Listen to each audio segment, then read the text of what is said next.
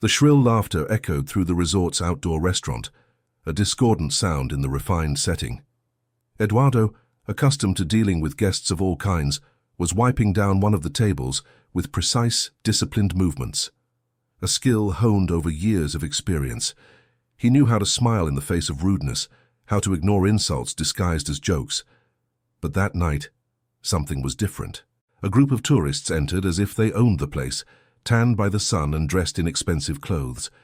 At the front, a man with an imposing presence, broad-shouldered and wearing an open floral shirt that revealed his chest, looked around with disdain. "This place is, how can I put it?" He frowned, feigning thought. "Ah, yes, simple, very simple." The others burst into loud laughter, as if he had just told the joke of the century. A blonde woman hidden behind huge sunglasses leaned over the table. "I hope they speak English around here," she commented disdainfully. Eduardo maintained his composure, gripping the cloth between his fingers. His face remained expressionless. He straightened up, slipped his notepad under his arm, and walked over to them. "Good evening, gentlemen. Welcome to the restaurant. May I take your orders?" The leader of the group smiled, exchanging glances with his friends before leaning forward. "Ah, right. We want to see the menu. You understand that?" More laughter erupted. Eduardo, impassive, handed over the menus. "Of course, sir, here you are." The man grabbed the menu without even glancing at it and tossed it onto the table. "What kind of mess is this? What is this food?" The blonde woman wrinkled her nose. "Do you have anything normal? Or is it just rice and weird fish?" Another man wearing a backwards cap burst into laughter. "Yeah, man, I don't want to end up sick from some sketchy street food." That laughter struck Eduardo's dignity like a slap. His fingers tightened around the pen for a moment before he responded calmly. "We have several international options, including—" "Just bring us hamburgers and fries," the leader interrupted, gesturing dismissively. "Nothing of that exotic style, you know." The woman covered her mouth, laughing as if Eduardo had just told a joke. The others followed suit. He nodded, taking note of the order. "Understood, sir. The food will be ready shortly." Eduardo turned to leave, but the leader called out again. "Hey, buddy, what's your name?" "Eduardo, sir." The man leaned back in his chair, smiling as if he'd just won a game. "Eduardo, huh? That sounds so authentic. Don't take offense, Ede, but I think you all should have easier names." The table erupted in laughter. Eduardo did not react. He didn't even blink. He refused to give them the satisfaction of seeing any emotion on his face. He simply turned away and continued his work. But something that night was different. The tourists weren't just noisy, they were getting worse. Eduardo kept his hands steady as he carried a tray of drinks to another table, yet the arrogant voices of the group grew increasingly audible. "Man, I swear they all look the same," said Chad, the guy with the backwards cap, laughing loudly. "I bet they all are named Eduardo." His friends erupted in laughter. The blonde woman leaned in. "I once read that these people love foreigners. They'll do anything for a tip." The man with the cap agreed. "Yeah, man. Go throw $5 on the table and they act like you've changed their lives." The leader of the group, Chad, leaned back and called out to Eduardo again. "Hey, Aid, how much do you make per day? $2? Eduardo continued walking toward the kitchen, his eyes fixed ahead. He had spent years training himself to ignore comments like these. He was almost inside when he heard, "I bet he doesn't even understand what we're saying." The woman laughed. "He just nods and smiles like all of them." Chad smiled. "Oh, he understands. He just fears saying anything, right, Ede?" The laughter returned, cruel, derisive. Eduardo did not stop. For just a blink, he hesitated, then opened the kitchen door and stepped inside. Carlos, a younger waiter, was waiting. His eyes shone with anger. "Man, what's wrong with these idiots?" Eduardo placed the tray on the counter, removed his glasses and rubbed his eyes. "Nothing I haven't heard before." Carlos snorted. "And that's all right with you?" Eduardo exhaled slowly. "I didn't say that." Carlos crossed his arms. "So what are you going to do?" Before Eduardo could answer, the kitchen door swung open again. The manager entered, looking uneasy. "Eduardo, one of the guests, Chad, is asking for you." Carlos clenched his jaw. "Of course he is." Eduardo nodded. Without hesitation, he grabbed his tray and left. The tourists were still laughing as he approached. Chad was twirling a coin between his fingers, a lazy smile on his face. "Hey, Eid, here, buddy." He raised the 5 peso coin. "You could buy a house with that." His friends burst into laughter. Eduardo looked at the coin. His face remained impassive. Chad leaned in, still smiling. "Or do you want to beg for it?" The laughter intensified. Then Eduardo did something unexpected. He smiled. It was a small, polite, but deliberate smile. Chad hesitated. The laughter around him dwindled, uncertain. Eduardo extended his hand, picked up the coin and tossed it into the air. It spun, reflecting the light, before landing back in his palm. Without saying a word, he gently placed it on the table. Chad raised an eyebrow. "What? Too good to accept a tip now?" Eduardo clasped his hands behind his back. His voice was firm, yet calm. "I appreciate the gesture, sir, but I don't need your generosity." Carlos, watching from the corner, nearly choked. Chad blinked in confusion. His friends exchanged glances, unsure if Eduardo was being sarcastic or just extremely polite. Eduardo was already walking away when Carlos caught up with him, still smiling. "Man, I don't know what just happened, but that was legendary." Eduardo exhaled, pressing his hands against the counter. "They don't matter," Carlos laughed. They sure seem intent on provoking you." Eduardo fell silent.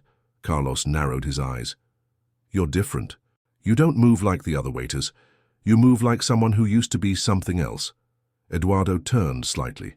Carlos shrugged. "Like someone who used to be something more." Eduardo hesitated, then slipped his hand into his pocket and pulled out something small. A university ID. Carlos's eyes widened. "Dude." He read the name. "Professor Eduardo Ramirez." He blinked. "You used to be a professor." Eduardo put the badge back into his pocket and replied softly, "I was." Carlos continued to stare at Eduardo, shock evident in his eyes. "Man, how the hell did you go from being a professor to this?" Eduardo replaced the ID in his pocket and let out a long sigh. Carlos ran his hand over his face, still trying to process the information. "Are you telling me that you speak perfect English, don't you?" Eduardo didn't answer. He simply fixed his gaze on the wall ahead. Carlos let out an incredulous laugh. "They think you don't understand a thing, don't they?" Eduardo remained silent. Carlos shook his head, murmuring to himself, "Man, this is going to be good."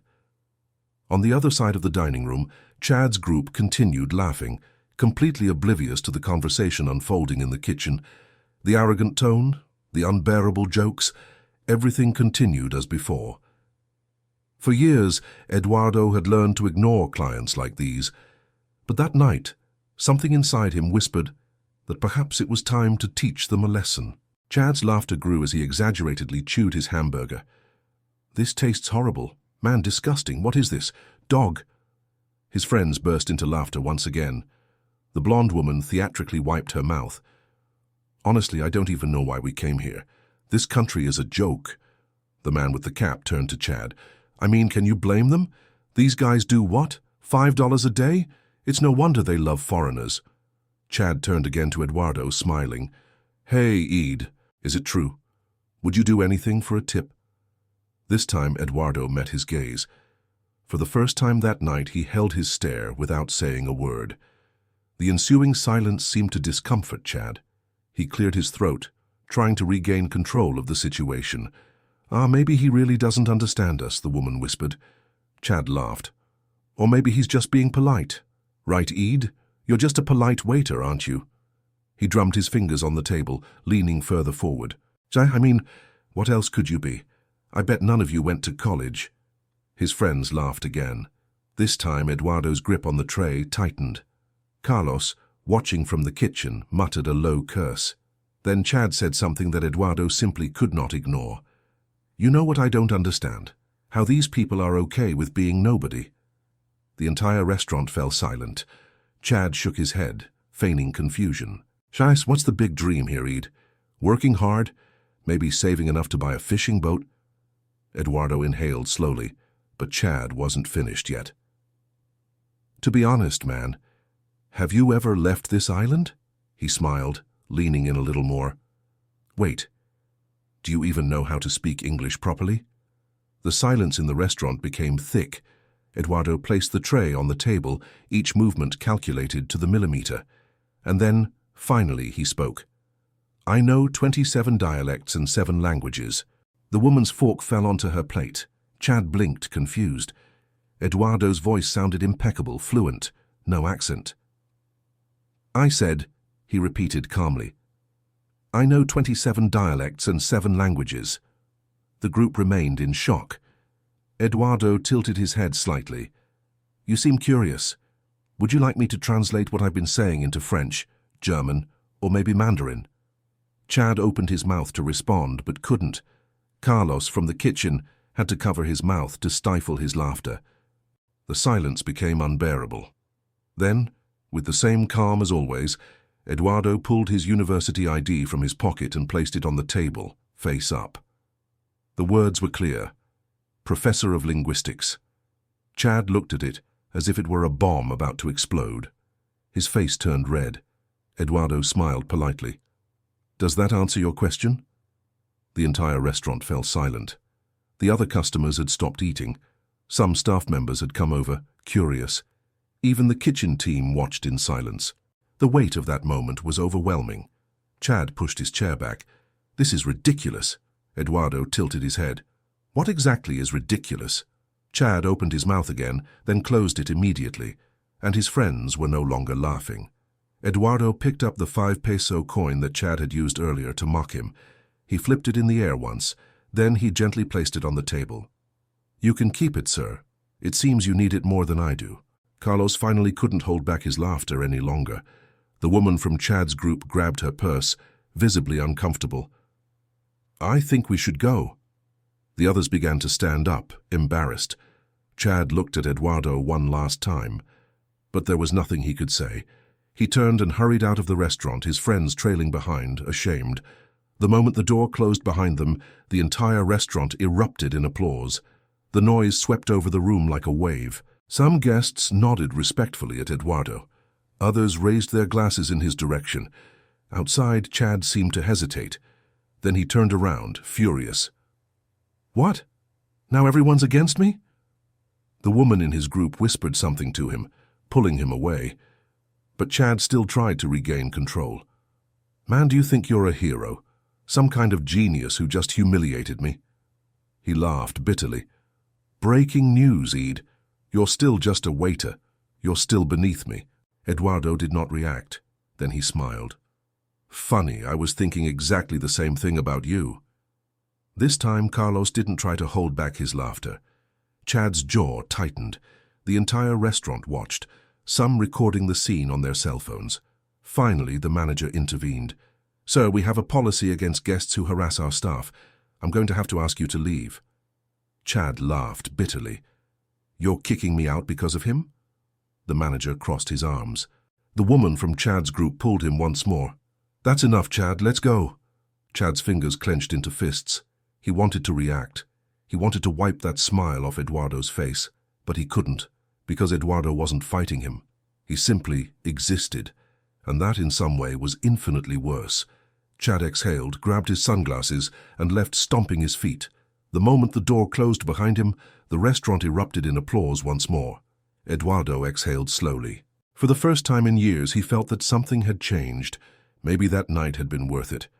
Eduardo felt the weight on his shoulders ease. The restaurant still buzzed with applause, but he just took a deep breath. Carlos approached, laughing. "Man, that was insane." Eduardo smiled. Before he could reply, the manager came over. "Eduardo, we need to talk." Minutes later, Eduardo was holding a promotion proposal. He finally had a chance to change everything. Outside, the wind carried the scent of the ocean. He looked at the card Richard Clark had given him, 6 digits. Carlos nudged his shoulder. "So, boss?" Eduardo smiled. "Tomorrow, I decide."